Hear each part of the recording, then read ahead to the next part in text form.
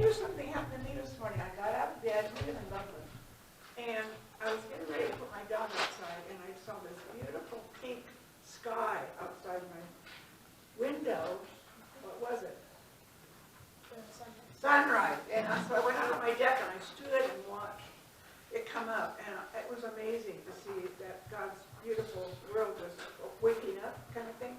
And I said, thanks be to God, because guess who gave us that gorgeous place? And then we drove over from Loveland and we saw the beautiful mountains in front of us, and in my heart I said, thanks be to God again. And that's something our family uses quite often.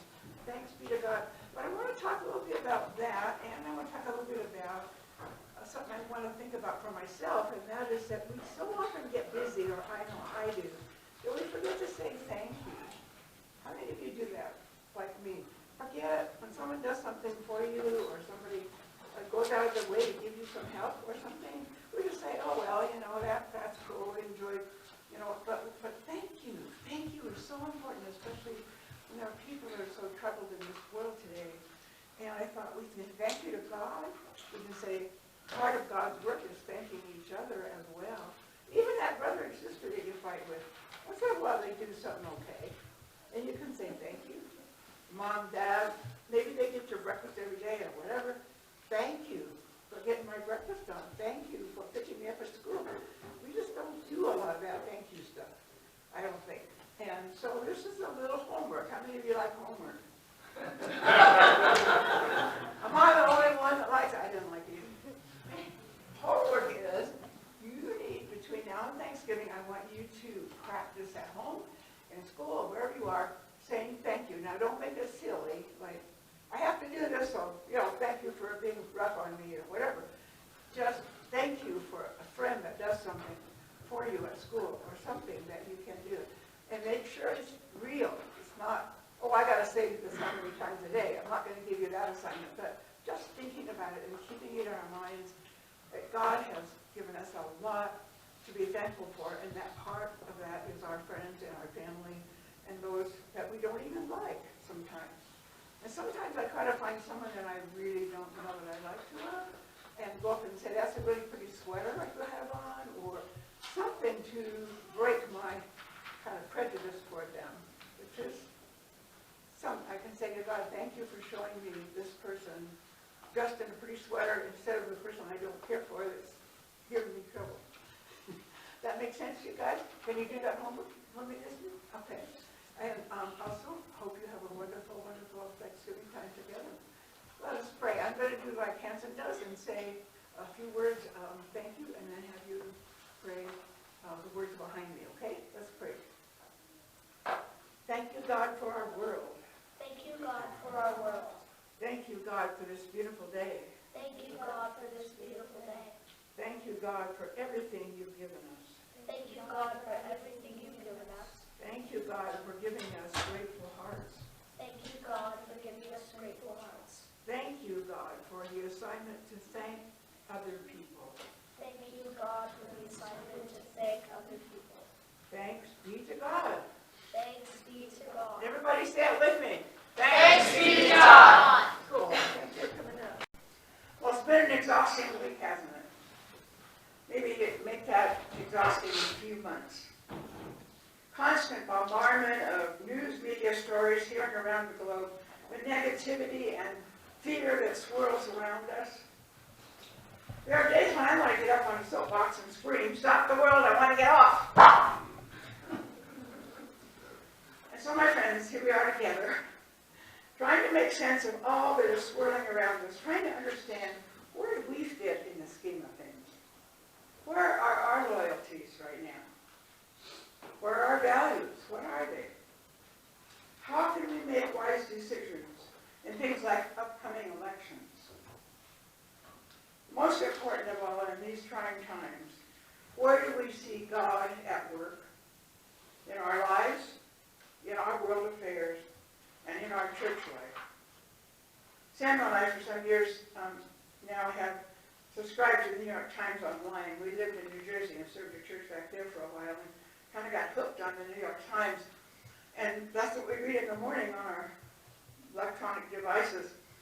And one of the antidotes I have for myself is to begin scanning through all the negative news, which is always in front of me, and try to find places where God is working in our world. And they're out there, folks. You have to skim through, page down, whatever, some place where something is going on, where God is really working. People are being fed, homeless are being housed. I mean, we tend to, if you're like me, get caught up in the drama of all the negativity and the sadness and the tragedy, which are real. But then I find myself losing focus on God's work. God's work, this has gone on for eons. I mean, Abraham's time. Just all this chaotic stuff. And so I think it's a good practice for us to somehow think about and find those nuggets of where God is working in our world. As people of faith, we've learned to look to our biblical ancestors for guidance. They navigated in their own world, and they've shared that information, those journeys with us in our scriptures. So I want to do that by taking a closer look at the scriptures we heard this morning. The writer of 1 Samuel takes us into a broken world. Things are looking pretty hopeless for the Israelite people.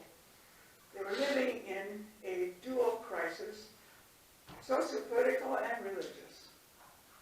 There was a leadership void. Moral corruption has seeped into their lives and into their religious community.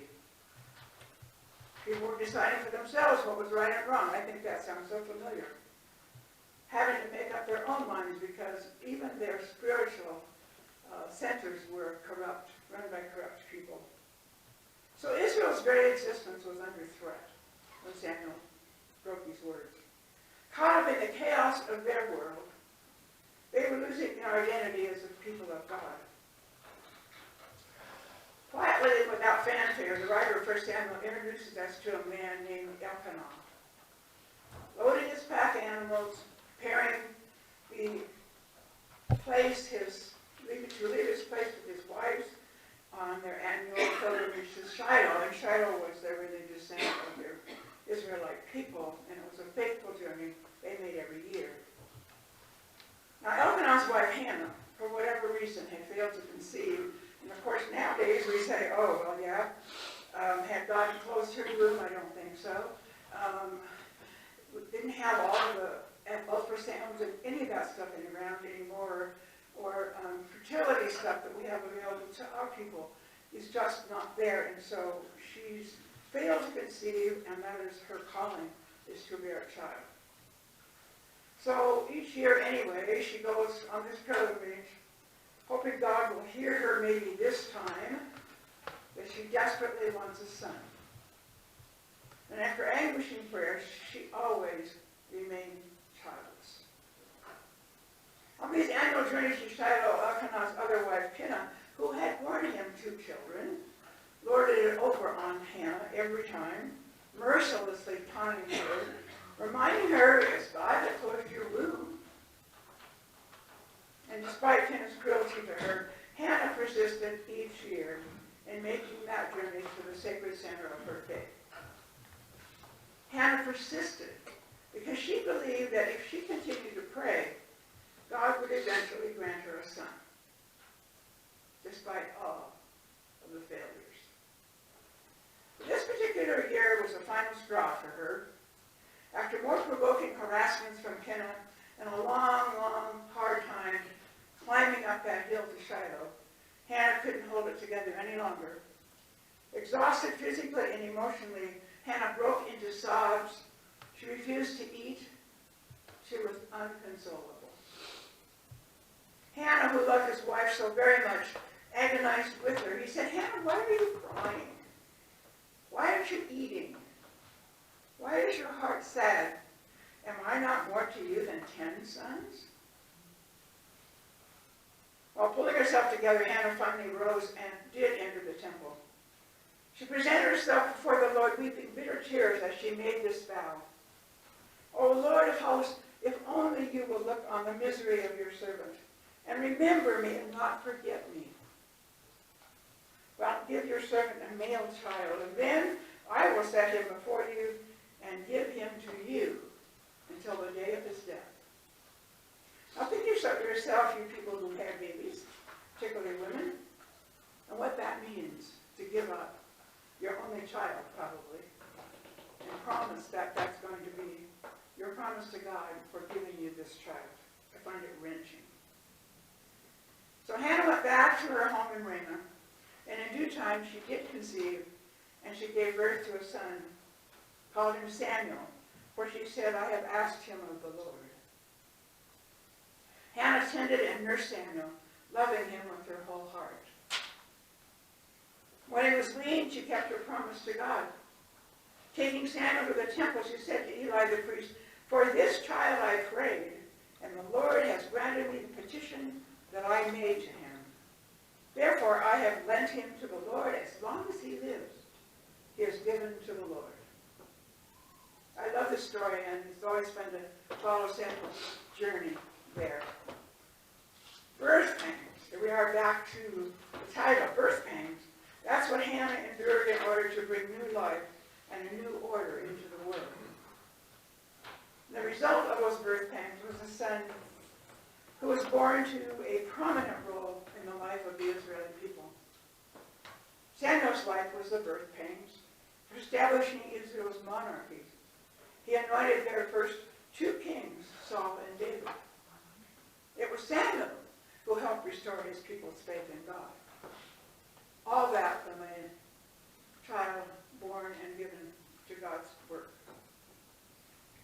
Hannah's faith and persistence have much, I think, to teach us in a world where suffering and disaster seem to be getting the upper hand. Like Hannah, we are called to not only wait in hope, long wait sometimes, for God's invading glory. We are to be actively on the alert for God's revealing glory.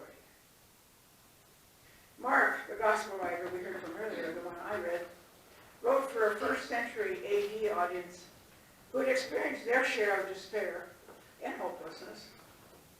They lived in historical context of the destruction of the temple in Jerusalem and the persecution of Christians.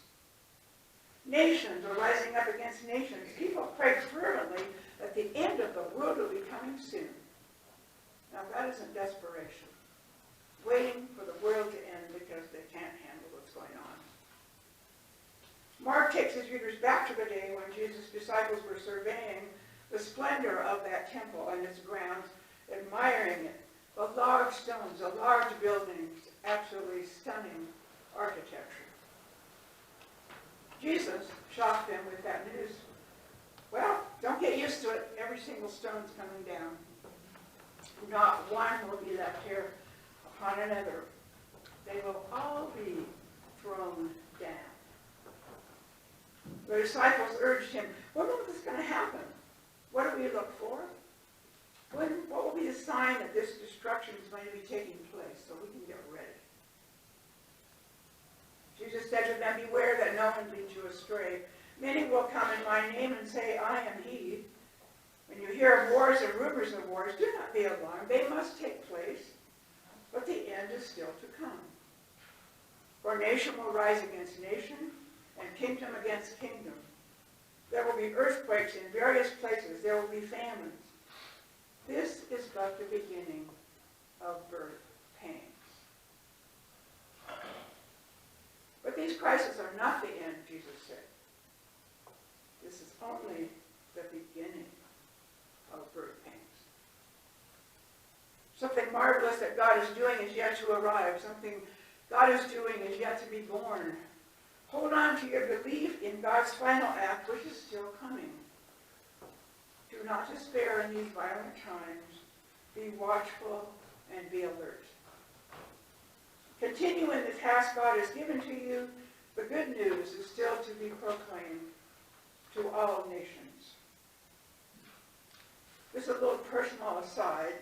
Being as old as I am, I was born during World War II as a child, and all the trauma and the end of the world stuff that went on there, and it was just an unbelievable time to be living. And through those years, I have seen the desperation of the people and the wanting to get up rid of it and wanting the end of the world to come and all that stuff has just been in a cycle over my lifetime.